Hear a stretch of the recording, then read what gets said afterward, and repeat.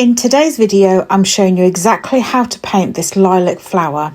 I'm transferring the sketch so I don't have to redraw it again or each time.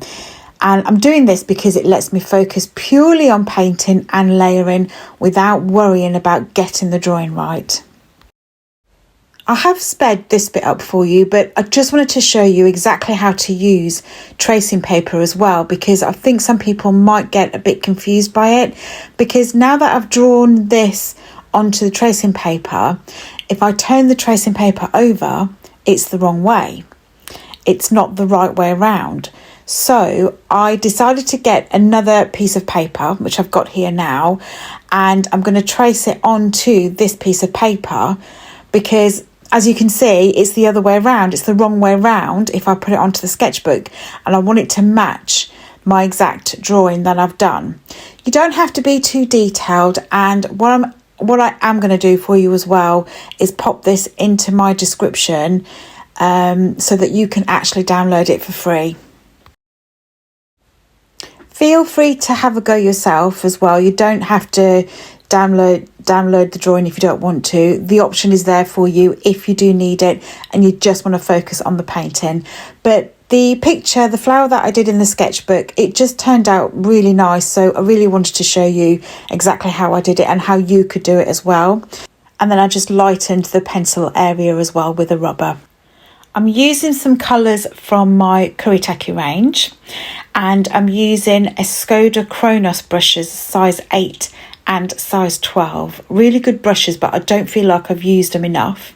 So I'm starting with a lilac here. So I've got lilac, purple and cobalt violet. This one is lilac, and I'm just going to do a nice watery mixture which is going to be added into the first layer. I've kept all of this in real time for you as well, so you can either follow along or you can watch it and understand what you need to do and then go away and have a go yourself.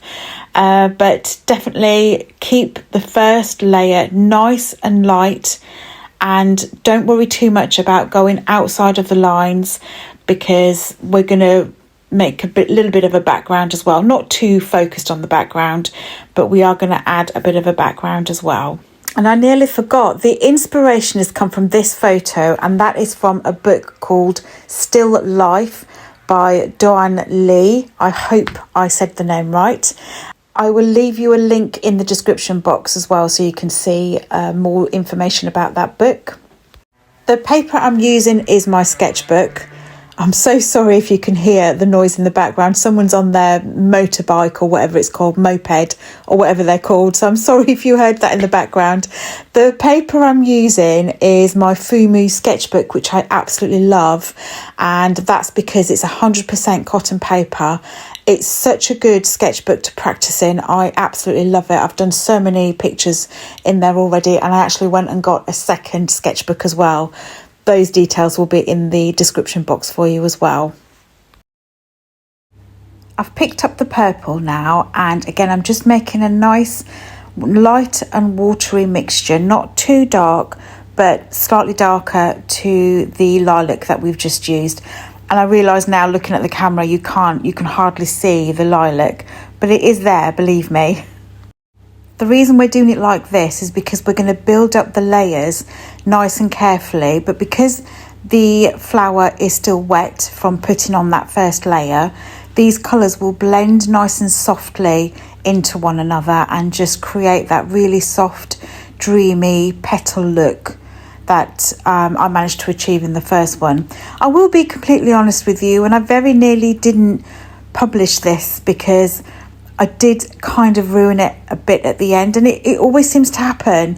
Whenever I do a second one after practicing, it doesn't always turn out exactly the same as the first one. And that might be something you've experienced as well. So that is why sometimes I don't paint the same subject twice. But it's definitely good practice, and I definitely recommend it. So this one is the Cobalt Violet. And it's still a purple to me, but it's slightly darker. I'm still using the bigger brush as well. And as you can see, as I put this colour down, all these colours are such beautiful, lovely colours. And again, you can see it's nice it's nicely blending into the two colours that we've already put down. Don't go in too heavy-handed to start off with, because I think that's where the mistakes can happen. Watercolours are transparent and you can create lots of different tones and values with the same colour, and that's the greatness of watercolours. I'm just adding to the stem now. I've used the same purple colours for the stem as well, but you can add green if you want. And then that is the first layer done. Leave that to dry and then come back to it. And it will look something like this, a soft, dreamy, far away petal. And I'm going in this time with the purple, and again, not too heavy-handed, but definitely darker to what we used before. And I'm just starting to define some of the areas for you. What I'm also doing is trying to follow the shape of the petal, so it feels like there's movement in the petal and movement in the flower. So you can see me angle the brush ever so slightly to form the petal. Hope that makes sense as you watch what I'm doing. Also, please do make sure the layer before is completely dry, because if you start adding this on whilst the previous layer is ever so slightly damp, you will potentially get muddy colours as well. Making sure each layer dries in between ensures that you don't get muddy puddles and therefore muddy layers. I do want to remind you as well, if you've got exactly the same items that I've got, the same brush, the same paper, the same colours, the same paints, your results are still going to be different to my results, because at the end of the day, you and I are two different people. So please don't get frustrated or angry at yourself or at me or any other artist doing tutorials as well. It's just we're all at different stages. And that's the other thing as well. Don't compare yourself to someone else. If you feel like, oh, you can't get it exactly like mine or exactly like someone else's, you're at a different stage. You might only be 6 months in. Another person might be 6 years into their watercolour journey, maybe even a lot more. So if you're going to compare yourself to how you were painting 3 months ago, 6 months ago, or even last week. Don't compare yourself to another person. Compare yourself to the previous version of yourself. Hope that makes sense. I'm still being careful with the colours that I'm putting on as well. I'm putting on some colour and then rinsing my brush and then dabbing my brush onto the cloth, and then in places just blending it all in nicely. I'm defining the petals shape a bit more now as well. So before it was sort of looking a bit blurry, some of the lines might have gotten a little bit lost as well. So I'm now defining some of those areas. Like I mentioned earlier, I will put in the description box the link to a free download, and you can use that again and again and again. So if you really do a painting that you absolutely hate, you can redo it and practice with exactly the same outline as well. Try lots of different colours, try different brands if you've got different brands, or if you've got just one brand, just try different ways. Try a bit more water, a bit less water, a bit more paint, a bit less paint. So this purple is quite bright on my plate here, on my palette. So I'm just going to tone that down a bit and start working on this petal here. And I'm just doing exactly the same thing. Even though I've got a picture, a reference picture, I'm actually not following it too closely. I'm just using it as a guideline. And this is the other thing. You can get maybe shapes of petals or leaves and just use them as a guideline. If you look on Pinterest or the internet or social media, there's so many pictures, there's loads. I just felt like it was nice to get a book. Look at picture books this time, and it's just full of flowers. I'll leave you the link in the description box if you do want to have a closer look at that book as well. And I will also I do plan to do a review of that book as well. So I will give you a closer look into that if that is something you're interested in.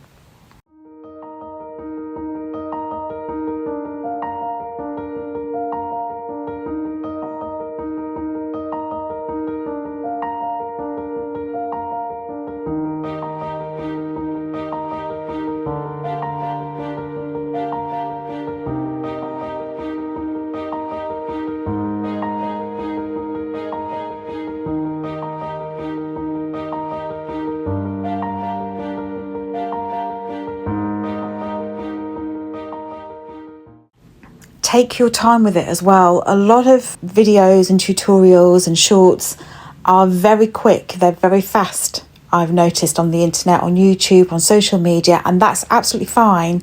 But sometimes if you want to get into a project and take your time on it, then something like this is definitely something that you can do. I have got some other quick and easy flower and leaf tutorials if you want to have a look at those. Definitely look around at my channel and you can find those quick and easy tutorials if you want those as well. I'm just going in with some of this lilac. I'm not sure if you can see it very well in places.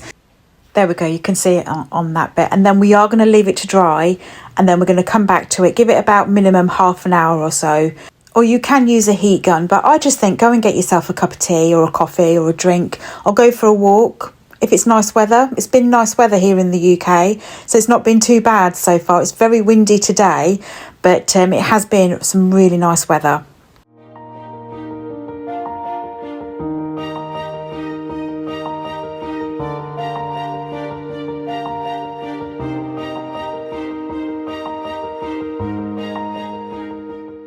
Okay, so that's dried, and if you see here, there's a bit of a blooming effect that's started to happen. So we're just going to ignore it and carry on. I don't know what else to do with it because I'm invested, I'm committed.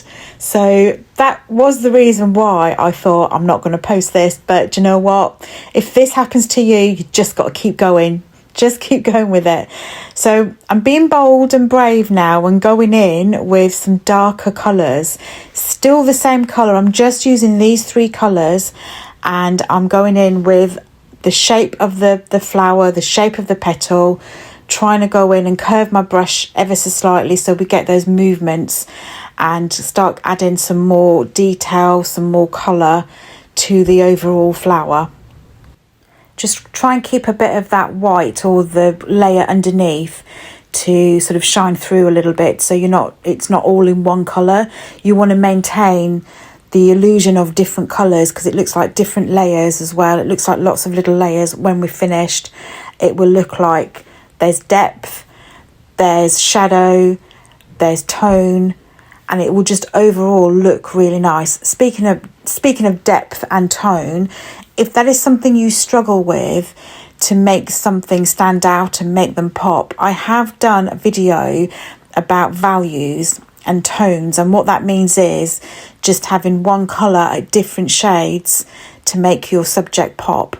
So I will leave that in the description box if you are painting or if you feel like your paintings still look flat. That's a really good and useful lesson to definitely have a look at, and that's an easy tutorial to follow as well. So definitely have a look at that.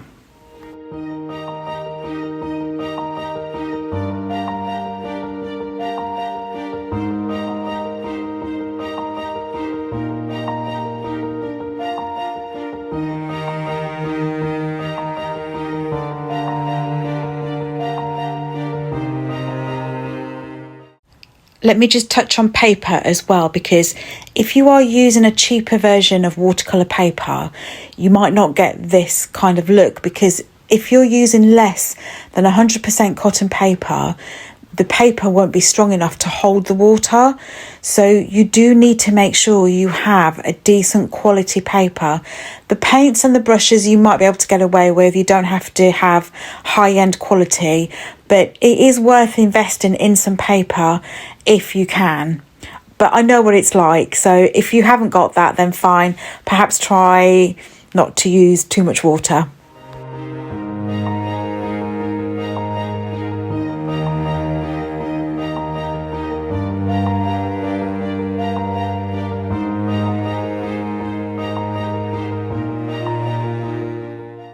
I'm starting to go in slightly bolder again with some more colour in places where the shadow is, where it's darker, where there's a petal behind a petal, and looking at the areas where it might be darker. I'll leave a picture up of the flower so that you can have a look at that. And again, I'm still using it as a guideline. It's in my sketchbook. It's just a practice. I'm not going for perfect. I've always said before, I don't go for absolute perfect flowers, realism or anything like that. I like to just go for something nice, something I'm happy with. So if you are an absolute beginner or you've not been painting very long, give yourself a break and please enjoy the process, because I love it. I'm obsessed with it. I think it's brilliant. So I'm just trying to work out the best way to go around where it's sort of cauliflowered, and it's actually all right because it looks like it's a natural part of the flower if we were going for natural looks. But we're not. We can use it to our advantage, and I'm just going to go over the line. So if that does happen to you, either make it part of the flower, or if you catch it before it blooms, then dab it with a cloth. But I think what I have done is painted it, cleaned my brush, and then gone away and done something else. So, and then I've come back and then I've seen this blooming happen. Sometimes it's going to happen and you just can't get away from it. It's just part of watercolour life, unfortunately. But you just got to make the best of it.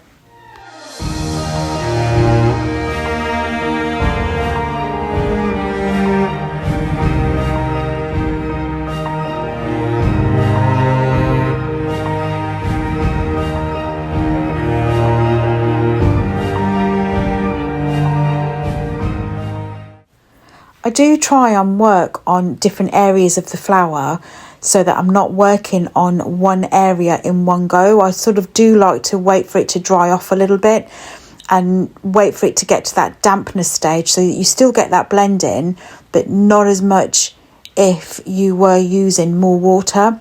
So now I'm still using water, but nowhere near as much water as at the beginning. I am using a lot less water and more pigment, but I'm adding the pigment in and still blending that nicely.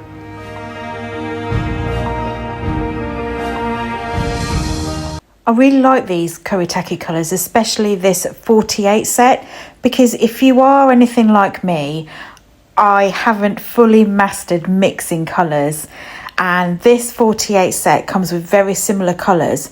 So for example here, I'm using the 3 purple, but there's actually about 6 or 7 different shades of purple. That means I don't have to mix as much. I'm going in with that bright, bold purple now, cobalt purple. So I hope you start feeling a bit bolder and braver yourself as well. You just got to do it and just try it and see how it looks. Not everywhere, just put some of that bright colour just in 1 or 2 places. You don't want it everywhere. Another reason why I like these Kuretake colours as well is that they come in quite big pans as well. Usually the pans are definitely half this size, and I've got some in tubes as well, and I've put them in 2 pans, but they aren't this big.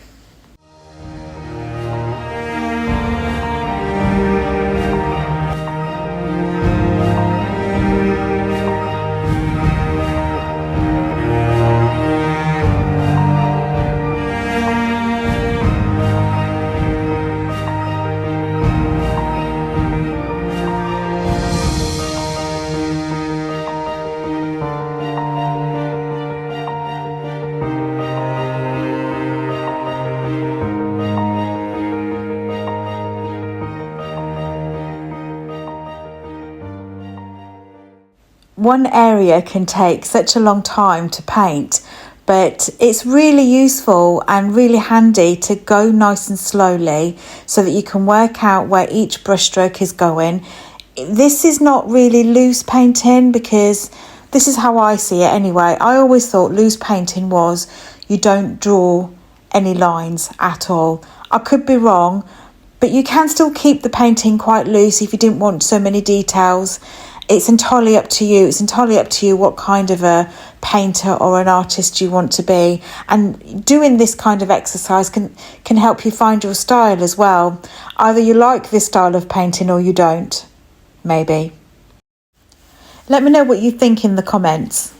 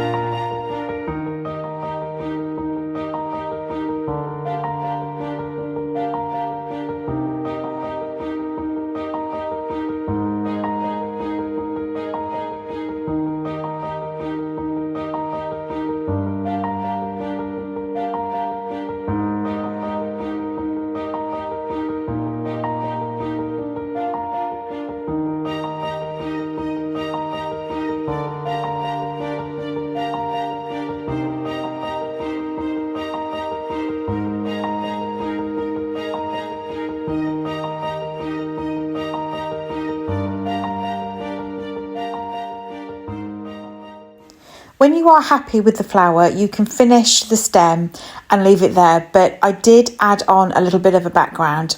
So all you got to do is just add a little bit of water and a hint of that purple colour. If the flower is a little bit damp or wet, you will get some of that colour bleed into the background. But I think that's fine because that's what watercolour is.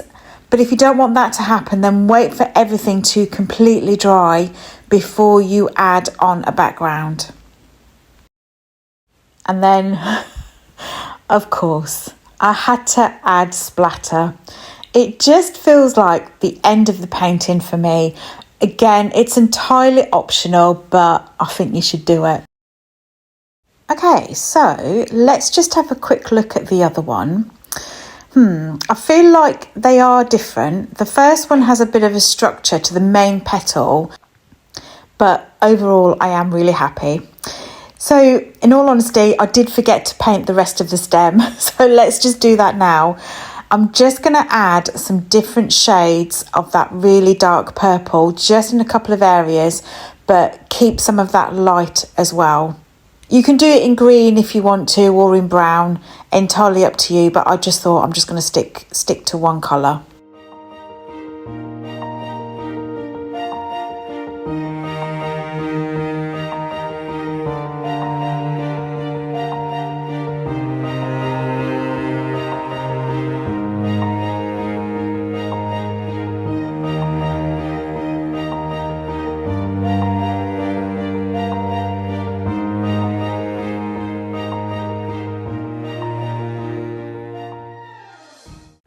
And then, of course, I had to add in a few more little details. I just can't help myself. And I'm just adding a few little touches, and then that is it. Honestly, that is it.